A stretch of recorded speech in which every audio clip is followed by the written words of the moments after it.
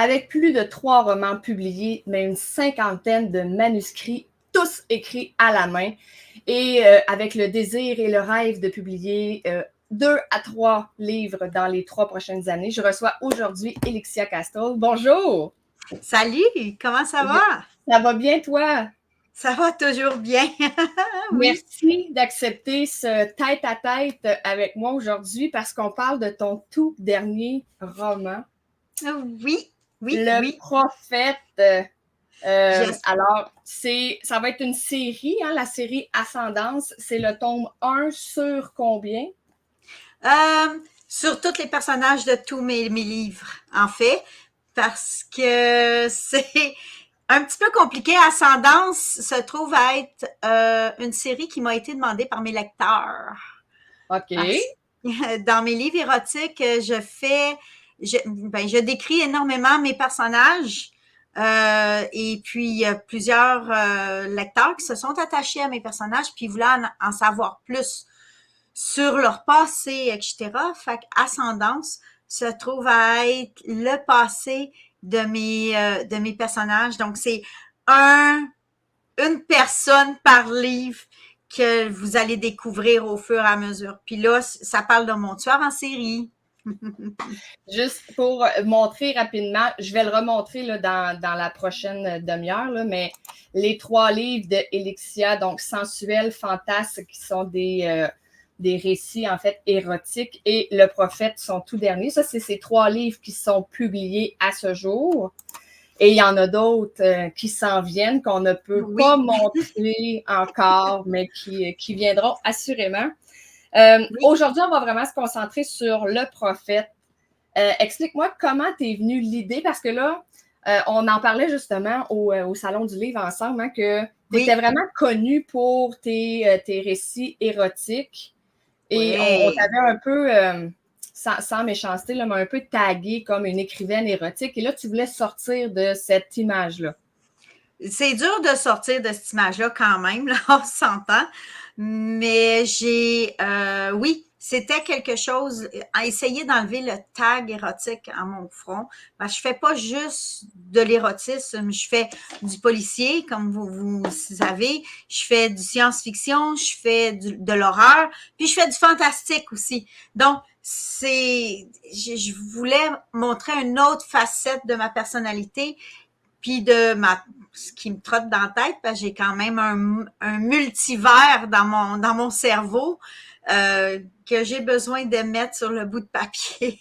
Ben, je voulais montrer à mes lecteurs que je suis capable de faire vraiment autre chose que ça. Je pense que c'est ça. C'est la raison ça fonctionne parce que là, tu as lui qui vient de sortir, tu vas avoir un science-fiction aussi. Oui, en mars, j'ai mon science-fiction, La Sentence, qui sort, qui est une série, ça aussi. C'est la série Piège létal.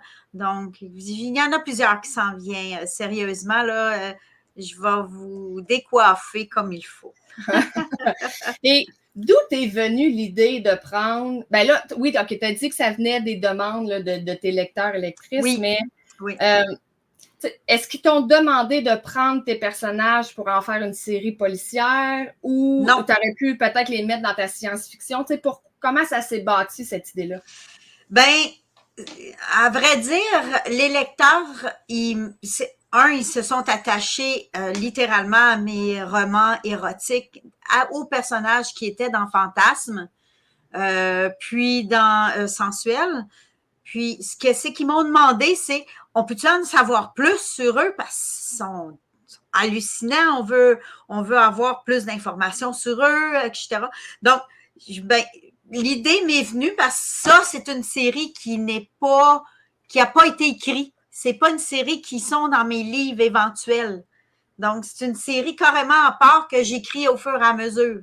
C'est pour ça que je te dis, je ne sais pas. 52 manuscrits. Là. Non, c'est pas dans mes 52 manuscrits, c'est carrément à part parce qu'ils voulaient avoir plus d'informations. Puis moi, au fur et à mesure que mes livres sont en train de se transférer, ben je donne toujours un petit bride ici et là du passé de mes personnages, mais je les laisse sur leur fin. Les gens en veulent plus. Ben, c'est pour ça que là, j'ai décidé de sortir cette série-là. Je ne sais pas combien il va y avoir de manuscrits. J'en ai déjà trois autres qui sont en écriture. Le prophète, c'est le premier qui vient de sortir. J'ai le grizzly, j'ai le phénix. Puis le quatrième, j'ai pas encore décidé le nom que je vais donner au manuscrit, mais probablement égyptien, quelque chose qui va ressembler à ça, là. Probablement pharaon. Mais c'est pas certain encore. Qu'est-ce qui t'inspire les titres de tes livres? Parce que le prophète, puis on l'a vu, ça l'a attiré beaucoup l'œil, l'attention au Salon du Livre. Et le phénix, moi, ça vient de me parler. Qu'est-ce qui t'inspire tes titres?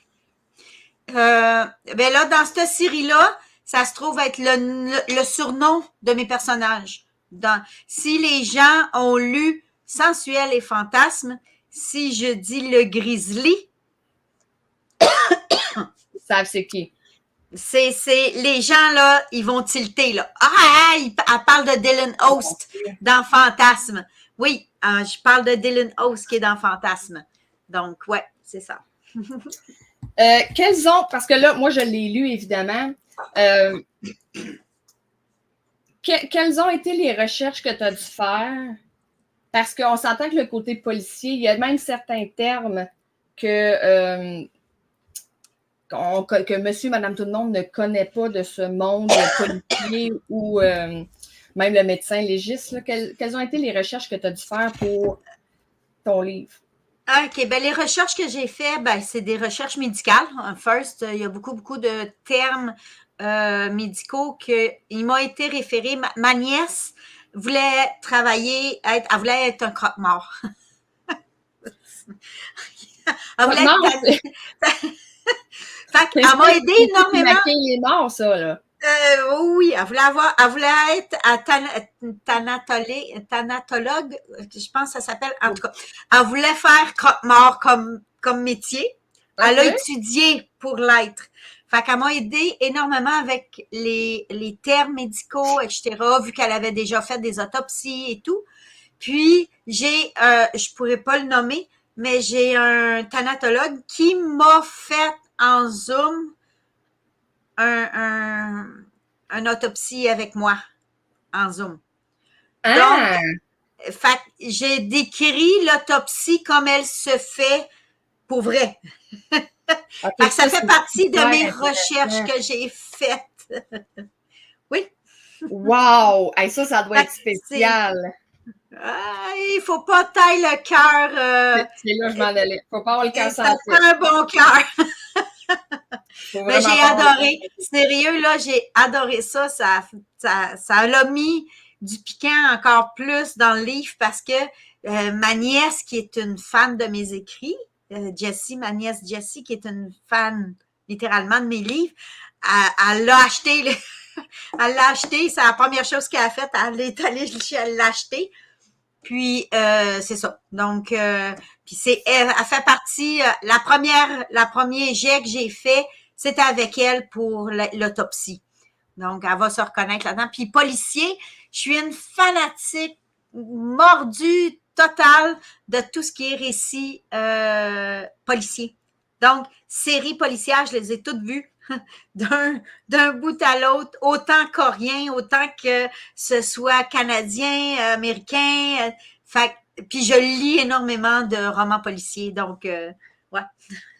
Je m'y connais un peu. Tu as un savoir sur un peu comment les livres policiers sont écrits, la façon dont je sais pas.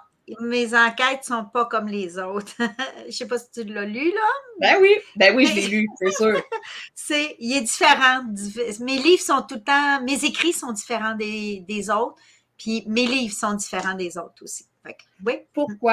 Pourquoi tu tiens à être différente, en fait, des autres dans tes écrits? J'aime pas les choses génériques.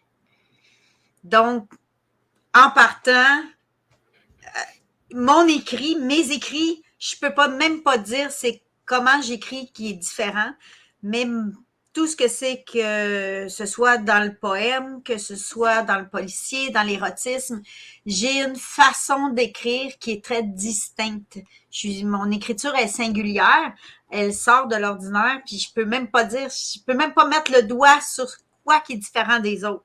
en partant. Puis, je pense que de la façon que j'écris, je veux faire des images mentales aux gens. Mon but, c'est d'avoir un diaporama mental. Donc, c'est la façon que moi, c'est ma façon d'écrire. Puis, il est fait pour être narré. Donc, ça aide énormément le fait que ce soit comme un diaporama dans la façon qui est écrit. C'est facile à narrer. Vous en parlerez à mon narrateur professionnel qui travaille avec moi. Il capote à chaque fois qu'il me voit avec un nouveau livre ou quoi que ce soit. Il y a un fun noir juste à narrer à voix haute dans les salons et tout. Donc, ouais. Parle-nous du prophète. Parle-nous du contenu de ton personnage, de ton histoire, sans dévoiler de punch, évidemment. C'est dur. C'est dur, hein? Parce que tous mes chapitres sont faits comme une nouvelle. Donc, tous mes chapitres sont avec une chute qui donne le goût de lire l'autre page. Puis, ben oui. L'autre chapitre, encore un autre chapitre. Ah non, je peux pas arrêter ça. Là, tu continues, puis tu passes à travers, malgré que, comme vous pouvez voir, très mince. Mais j'ai une enquête complète qui est comme s'il était épais de même. Là. Ben de là, pourquoi tu dis que tes enquêtes sont différentes? Là, parce qu'il a fallu que tu la modifies d'une certaine façon pour pas que ton livre soit trop épais. Je suis nouvelliste à la base. Fait que je suis habituée de faire un livre, un roman en 5000, 6000 mots. Je suis faite comme ça. J'ai toujours travaillé avec des nouvelles. Fait que c'est mon expertise. Faire les petites histoires courtes et tout dire dans la petite histoire courte, juste à temps que tu es sur le bout de ta chaise quand que ça finit, jusqu'au dernier point de l'histoire. C'est ma job. Je suis faite comme ça. J'écris comme ça. Fait un roman policier, tout le monde dit « Ah, il est donc bien mince. » Lisez-le, vous m'en reparlerez. Ben, pour vrai, pour l'avoir lu, là, j'ai pas eu l'impression qu'il manquait de contenu, qu'il manquait des séances, malgré justement la minceur. Là. J'ai pas. Tu sais, oui, on a toutes probablement cette pensée-là de dire une enquête dans cette épaisseur-là, mais j'ai pas fini en disant ah, il manquait des bouts ou son enquête n'est pas complète. Non, ça a vraiment bien. Tout était bien ficelé d'un chapitre à l'autre. Ça dépend parce que ça finit sur une note. Ça, c'est une autre histoire. Ben ça, je voulais pas le dire, là. Ben là, vu que tu le dis, c'est ça. Il est où le tome 2? Ouais, quelque chose qui ressemble à ça. Puis, il n'y a aucun de mes livres qui a une fin. J'ai aucune fin dans aucun de mes livres. Puis, j'introduis toujours l'autre livre, peu importe le genre ou peu importe l'autre série, dans mon dernier chapitre. Fait que, ça, c'est pas correct pour le lecteur. Ça. Le lecteur, c'est comme « Ah, il est où le deuxième puis le troisième? Et où cette série-là qui s'en vient? » Tu sais, fait que, je laisse les gens sur le bout de leur chaise. Je suis excellente de laisser les gens sur le bout de leur chaise.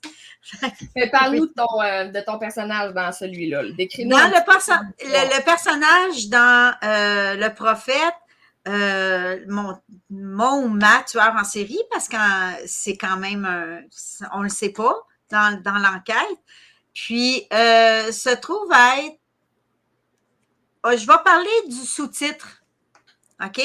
Les démons du passé se déclenchent. Il y a un déclencheur qui fait que la personne pète un plomb, mais littéralement pète un plomb. Puis c'est quelqu'un qui est très normalement posé, quelqu'un qui est une personne très, tu sais, low profile et tout, mais elle pète un plomb littéralement. Puis mon enquêtrice, qui est Phoenix Swan, qui est, elle passe pas inaperçue. C'est une Afro-Américaine albinos. Pan de mur, comme les flics américains sont normalement. Tu sais. Puis, mettons que ça lui donne du fil à retordre.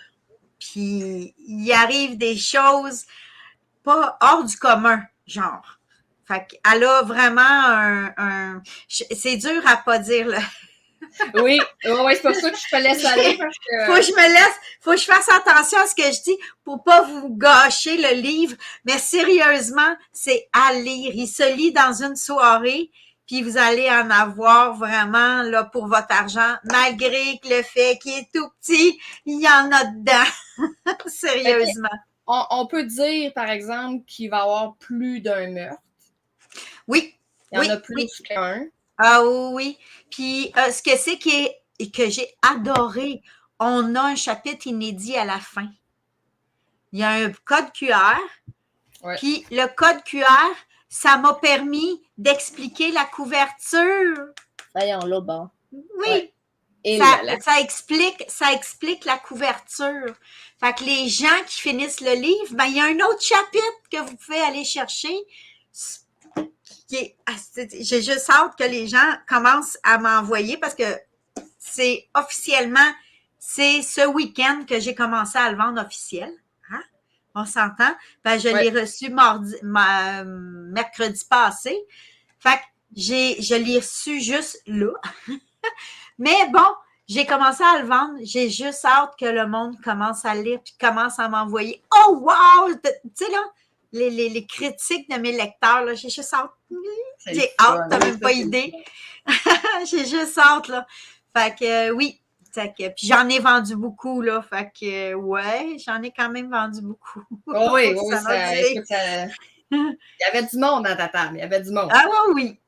Pourquoi avoir choisi un personnage albino? C'est drôle, j'avais comme omis ce détail-là, mais quand je l'ai lu hier, je me suis dit, hey, je vais lui demander pourquoi. Ça t'est venu où? Parce que c'est très rare qu'on voit ça dans un livre. Oui, puis dans la génétique, j'ai fait des recherches aussi sur la génétique humaine. On s'entend? Ça fait partie de ma job, puis ça fait partie de mon univers. On a, dans le code génétique, c'est une anomalie du code génétique, un albinos.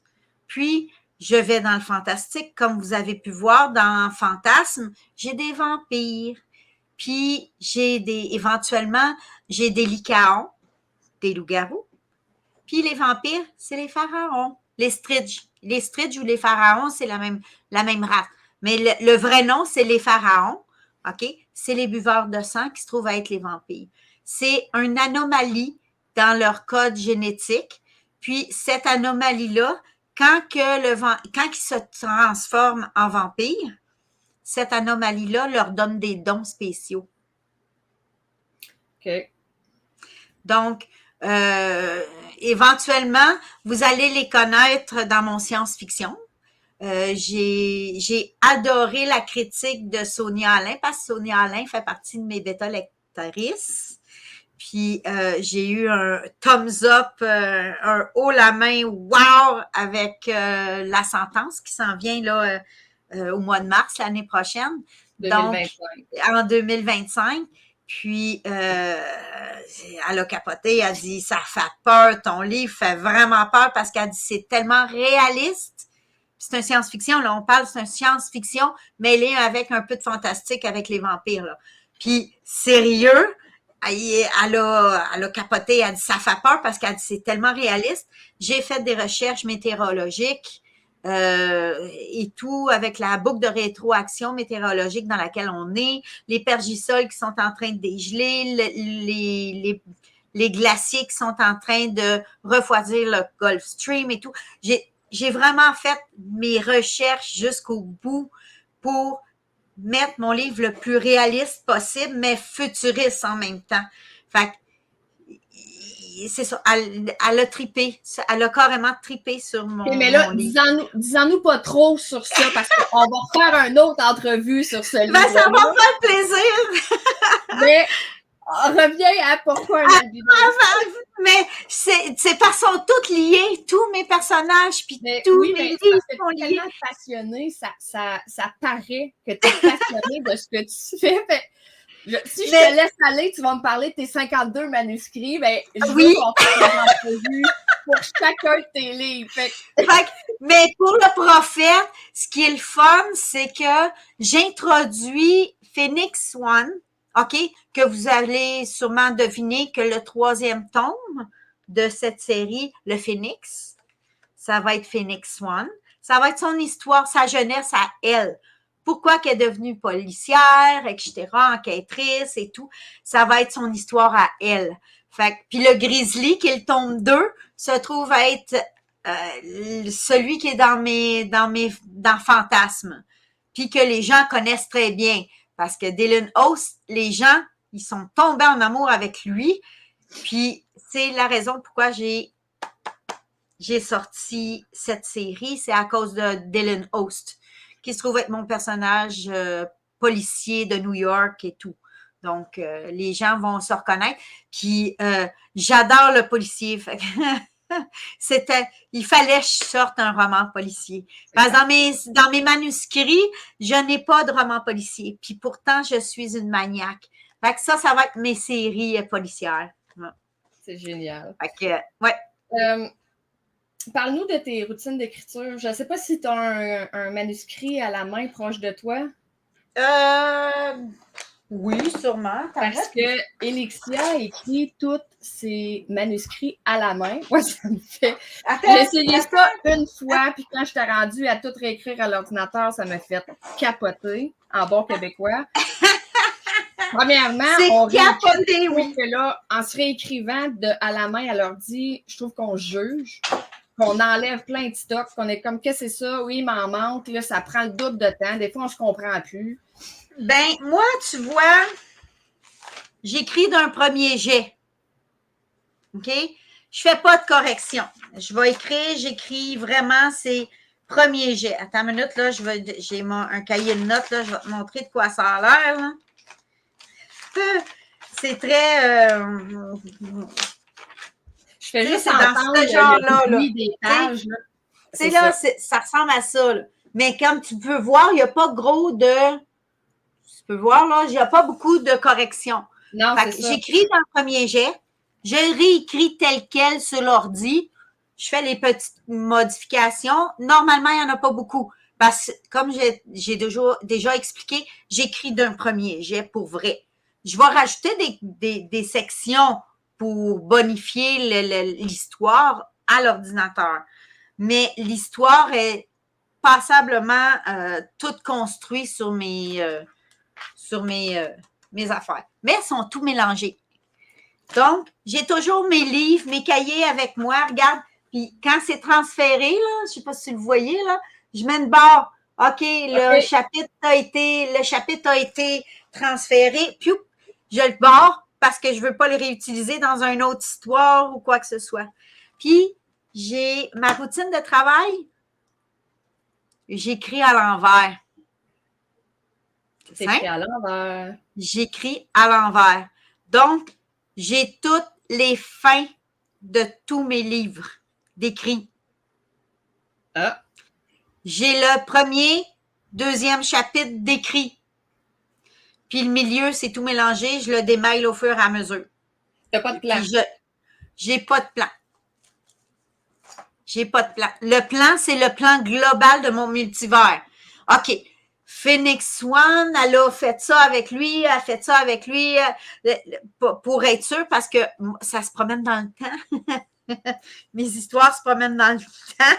Fait il faut que j'aille, OK, en 2084, la navette spatiale part, là, on revient 50 ans plus tard, mon autre livre revient 50 ans avant, tu sais, fait c'est pas mal... Tu vois à peu près comment j'écris. C'est tout mélangé, mais pour moi, c'est pas mélangé. Mais quelqu'un qui essaye de copier sur moi, mettons, quelqu'un qui essaye qui tombe sur mes manuscrits, puis qui essaye il comprendra fuck all.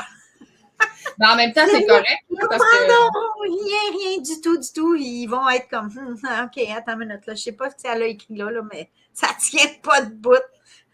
Ben, toi, tu te comprends dans ta tête, puis c'est bien correct de même, là, parce que on a toute notre façon d'écrire, on a toute notre propre fonctionnement, routine, etc.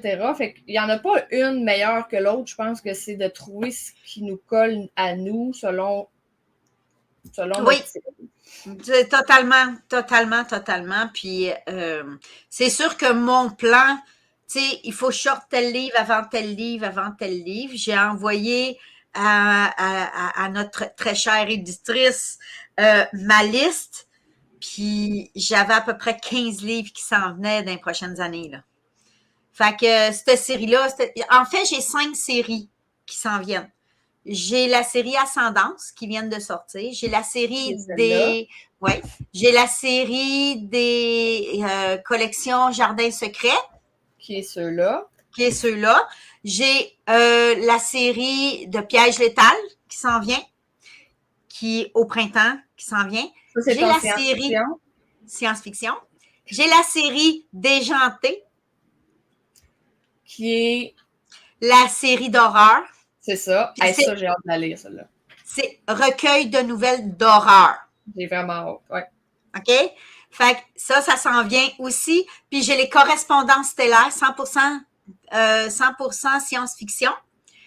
Puis c'est l'histoire de Millie Caron. Et publié. Je l'ai publié sur Amazon à compte d'auteur. Oui. Oui, parce que tu me l'as envoyé. Oui, mais lui, je vais le... Comment je pourrais t'expliquer? Je suis en train de le bonifier. OK. Fait que je suis en train de retravailler mes histoires parce que tous mes livres, je les veux toutes la même grandeur. Fait que la collection d'Elixia Castle, toute la même grandeur. Oui, puis j'avoue que dans une bibliothèque, c'est beau là, quand une série a toute la même dimension. La même dimension, c'est pas cool. Il y a tellement de livres de toutes sortes de grandeurs. Tu arrives dans ta bibliothèque, ça fait ça comme ça, c'est moins cool. Fait que j'ai demandé d'avoir toute la même grosseur de livres. Donc, ouais. Puis les correspondances stellaires, là, je suis dans la science quantique. Oh! Je tombe dans la science quantique. Donc, ça va être quand même très bien, puis ça devrait être cool. Je capote là-dessus, là, c'est la science quantique. Là, je suis quelqu'un sur Facebook, justement, sur la science quantique, puis wow! C'est comme, je capote à tout bout de champ. Tu sais, elle fait des lives à l'occasion, puis elle parle de l'énergie quantique, etc., puis ça me fait triper big time, là. Je peux pas parler de ça avec tout le monde parce que ça reste quand même la science quantique. C'est pas tout le monde qui est capable de en même temps, c'est l'auditoire que ça va intéresser. Ils vont écouter l'entrevue, puis ceux que ça intéresse pas, ils vont passer à un autre. Mais j'ai beaucoup de domaines qui m'intéressent, dont à